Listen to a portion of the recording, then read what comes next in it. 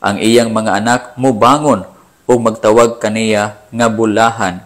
Ang iyang bana usab ug siya nagadayeg kaniya nga nagaingon, daghang mga babae, daghang mga anak nga babayi nga nanagbuhat sa pagkatakos gayod, apan ikaw milabaw kanilang tanan.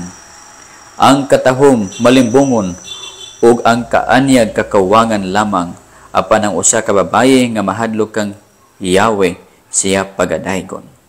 Maunay kinaiya mga igsoon sa babae nga Dios noon adunay kahadlok sa Ginoo, kugihan ang lalaki makasalig kaniya, mabiyaan og balay, dili mahadlok ang lalaki tungod kay kani bayhanan nay kahadlok sa Dios, mabuhat sa kuon sa sakto ug matarong. Unya kugihan sa kadlawon pamamatan na kay mag-prepare na og pagkaon, magnegosyo, dili magsalig sa katapulan, dili magsalig sa pagkaon gikan sa katapulan, meaning magpaabot lang ba, no? Ang mga anak magdayig kaniya. Unya muhatag po kini siya sa mga kabus o sa mga hangul, tagaan po din yang mga hangul. Unya ang mga anak kaniya motawag nga blessed, bulahan ikaw. Ug ang lalaki mo ingon, daghang babae nga mga maayo, pero ikaw ang pinakalabaw sa tanan.